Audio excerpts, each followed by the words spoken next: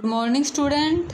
आज का हमारा टॉपिक है शक्ति संतुलन। शक्ति संतुलन का अर्थ, परिभाषा और विशेषताएं हम कल देख चुके हैं।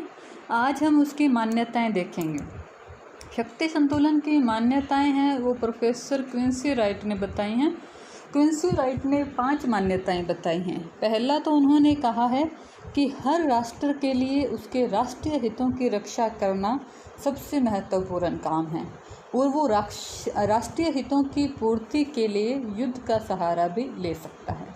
दूसरा, उन्होंने कहा कि राष्ट्रीय हितों को खतरा नहीं हो, जब तक खतरा ना हो तब तक युद्ध का सहारा नहीं लेना चाहिए और यथास्थिति को ही बना के रखना चाहिए। तीसरा, संतुलन की अवस्था आक्रमणकारी राज्य को आक्रमण से रोकती है। अगर शक्ति बराबर भागों में बंटी है तो आक्रमण की स्थिति नहीं होगी, दोनों राष्ट्र आक्रमण नहीं करना चाहेंगे।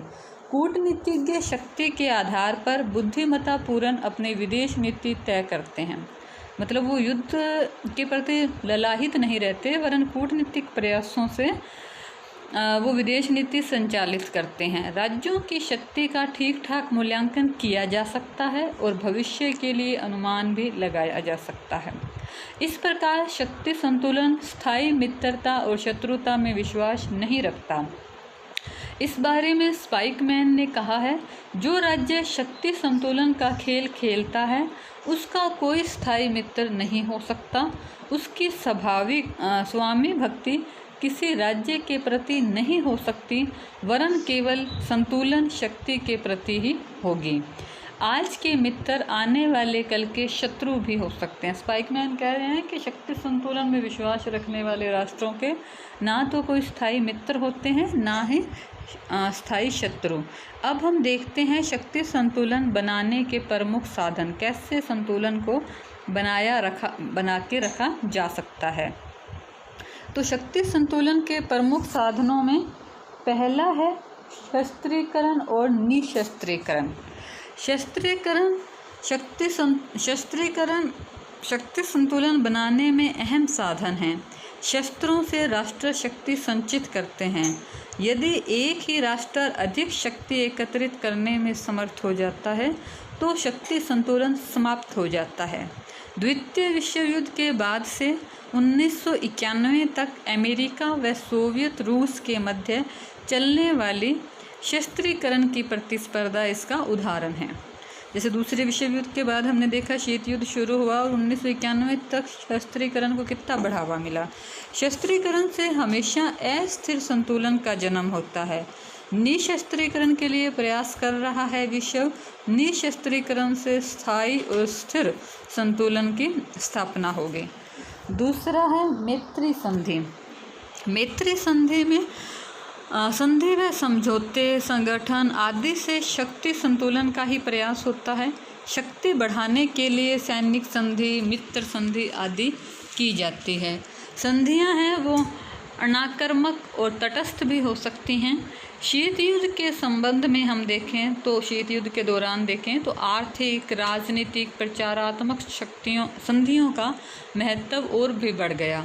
इन संधि समझौतों द्वारा शीत युद्ध बनाए रखने की गुंजाइश वहाँ ज़्यादा रहती है जहाँ स्वतंत्र राष्ट्रों की संख्या अधिक हो, जबकि द्विध्रुवीय अवस्था में स्वतंत्र छोटे छोटे राष्ट्रों की शक्ति संतुलन अवस्था में हस्तक्षेप का अवसर नहीं होता। मतलब अगर ज़्यादा राष्ट्र स्वतंत्र हैं तो ऐसी कंडीशन में संधि समझौते की संभावना ज़्यादा रहेगी। अगर राष्ट्र पहले से ही किसी न किसी गुट से जुड़े हैं तो वहाँ इसके संभावना कम रहेगी। तीसरा है मुआवजा और क्षतिपूर्ति। मुआवजे का अर्थ है मतलब किसी को जो नुकसान हुआ है उस नुकसान की भरपाई करना। भूमिगत प्रतिफल या मुआवजे के द्वारा शक्ति संतुलन स्थापित किया जाता है।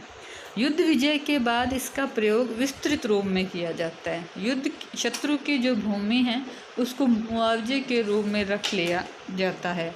मोर्गेनथाउ ने कहा है, राजनीतिक मामलों में ये कूटनीतिक समझौतों की सौदेबाजी अपने सामान्य रूप में मुआवजे का ही सिद्धांत है, जो अपने मूल रूप में शक्ति संतुलन से संबंधित है। कभी कभी विदेशी प्रदेश को जीतकर भी संतुलन स्थापित किया जाता है। इज़राइल द्वारा अरब भूमि पर अधिकार करना इसका उदाहरण है। अब है भेद नीति। भेद नीति फूट डालो और राज करो की नीति है। इसमें जो शक्ति के दो ध्रुव हैं, दो केंद्र हैं, वो दूसरे जो गुट है उसके अंदर फूट डाल के अपनी शक्ति बढ़ाने का प्रयास करता है। जैसे जब भारत में औपनिवेश था तो अंग्रेज़ों के द्वारा हिंदू मुसलमानों को लड़ाकर फूट डालो की नीति अपनाई गई थी। हस्तक्षेप। हस्तक्षेप का मतलब होता है किसी संप्रभु देश के आंतरिक मामलों में हस्तक्षेप करना। कभी कभी शक्तिशाली राष्ट्र संतुलन स्थापित करने के लिए दूसरे धड़े के राष्ट्रों के आंतरिक मामलों में हस्तक्षेप करते हैं, वहाँ के गृह युद्ध को बढ़ावा देते हैं, जैसे अमेरिका ने वियतनाम में हस्तक्षेप किया। मध्यवर्ती राज्य। मध्यवर्ती राज्यों को बफर स्टेट भी कहते हैं। बफर स्टेट वो छोटे राज्य हैं जिसकी सीमाएं दो बड़े राज्यों से मिलती है और वह उनमें शांति बनाने का कार्य करता है। जैसे भारत और चीन के अंदर नेपाल, भूटान है, वो बफर स्टेट हैं। रूस और चीन के मध्य मंगोलिया है, वो बफर स्टेट का कार्य करता है। अब है संतुलन सिद्धांत का महत्व व उसकी आलोचना। विश्व इतिहास के इस सिद्धांत को शांति स्थापना में बड़ा योगदान है शक्ति संतुलन का, इसीलिए ज़्यादातर विद्वान इसे राजनीति का आधारभूत सिद्धांत कहते हैं। लेकिन फिर भी इसकी कई आधारों पर आलोचना की जाती है और इसके मतलब महत्व को लेकर दो प्रकार के दृष्टिकोण हैं, एक इसके पक्ष में, दूसरा इसके विपक्ष में। पक्ष में विचारक मानते हैं कि शक्ति संतुलन है उसका महत्व है, तो इसके महत्व के जो पक्ष में है वो है युद्ध को रोकने और सीमित रखने में सहायक। ये मानते हैं कि दूसरे विश्व युद्ध के बाद अभी तक युद्ध नहीं हुआ, तो ये शक्ति संतुलन का कारण ही है कि एक दूसरे के साथ युद्ध नहीं करते, वो आपसी मुद्दों को शांति समझौतों से टाल देते हैं। छोटे राज्यों की सुरक्षा, ऐसी कंडीशन में जब युद्ध ना हो तो ये छोटे राज्यों की सुरक्षा के लिए अच्छा रहता है, वो स्वतंत्र रूप से अपनी विदेश नीति का पालन करते हैं। साम्राज्यवाद का विरोध।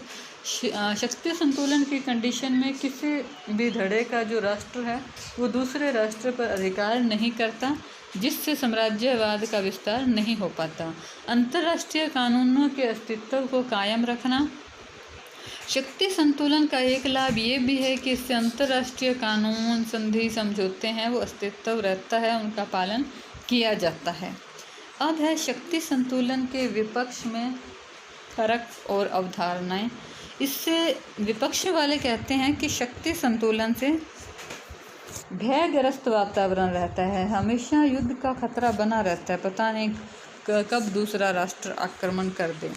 शक्ति संतुलन से आंतरिक साधनों द्वारा शक्ति विस्तार नहीं किया जाता। राष्ट्र गतिशील है और वे सदैव ही अपने शक्ति का विस्तार आक्रमण या समझौते द्वारा नहीं करते, वरन आंतरिक साधनों के द्वारा भी करते हैं। शक्ति में इस प्रकार का परिवर्तन शक्ति संतुलन द्वारा नहीं किया जा सकता। शक्ति संतुलन शक्ति का आदर्श वितरण नहीं है, मतलब समान रूप से शक्तियों का बंटवारा नहीं हो सकता। शक्ति संतुलन करता कोई नहीं होता। औद्योगिक शक्ति के पश्चात शक्ति के वितरण में परिवर्तन हो गया। इंग्लैंड भी अपने हितों पर विशेष ध्यान रखता था ताकि उसकी उच्च शक्ति को किसी प्रकार की हानि ना पहुँचे। इसके बाद है शक्ति संतुलन विश्व शांति के लिए आवश्यक नहीं।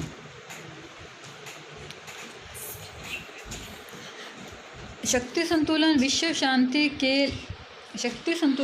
शांति के लिए खतरा हो, ये आवश्यक नहीं है। एक राष्ट्र के हाथ में अगर शक्ति का होना ये घोतक नहीं है कि विश्व में शांति रहेगी ही रहेगी और दो भागों में बटे रहेगी तभी शांति स्थापना होगी।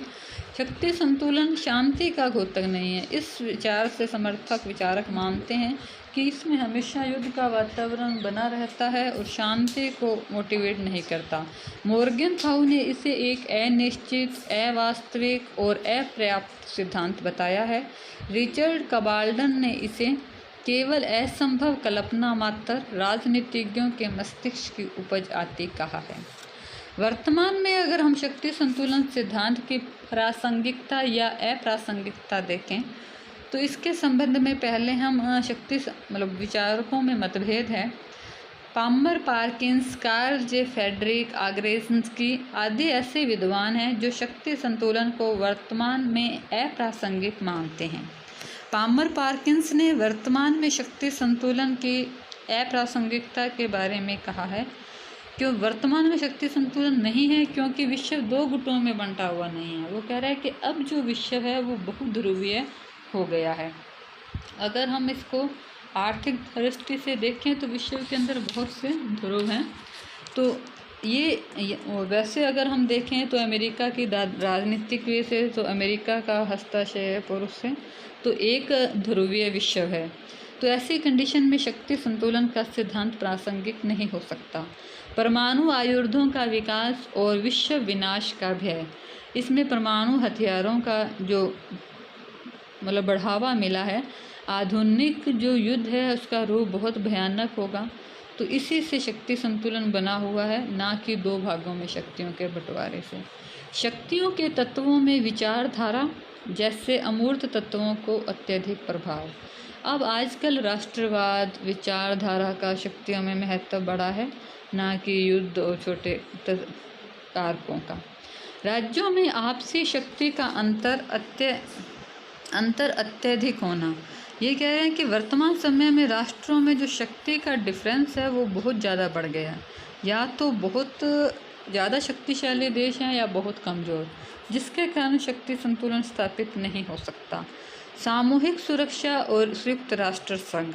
सामूहिक सुरक्षा की भावना का विकास हुआ है, जैसा कि संयुक्त राष्ट्र संघ के अनुच्छेद 5 में कहा गया, एक पर आक्रमण सब पर आक्रमण। ये शक्ति संतुलन के विपरीत कार्य करता है। शक्ति संतुलन सिद्धांत की प्रासंगिकता। शक्ति संतुलन सिद्धांत की प्रासंगिकता के समर्थक मॉर्गेनथाउ, कार्ल जे फेडरिक्स हैं। मॉर्गेनथाउ ने शक्ति संतुलन को प्रासंगिक बताया है। उन्होंने कहा कि शक्ति संतुलन को बनाए रखने का उद्देश्य लेकर चलने वाली नीतियां केवल अपरिहार्य ही नहीं बल्कि संप्रभु संपन्न राष्ट्रों के समाज के लिए अपेक्षित स्थायित्व लाने वाले तत्व हैं।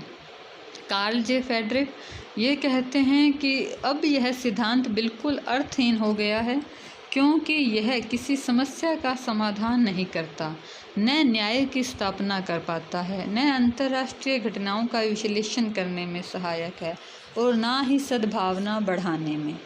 निष्कर्ष के रूप में हम देखते हैं, उपरोक्त विवेचन के आधार पर द्विध्रुवीय या एक ध्रुवीय के जन्म और संतुलनकर्ताओं के अभाव के कारण वर्तमान में यह सिद्धांत पुराना पड़ गया है। आज जर्मनी, चीन, जापान की चुनौतियों ने इस सिद्धांत के महत्व को पुनर्जीवित किया है। इसके अतिरिक्त क्षेत्रीय स्तर पर इसकी उपयोगिता बनी हुई है। आज भी दक्षिण एशिया में शक्ति संतुलन की बात की जाती है।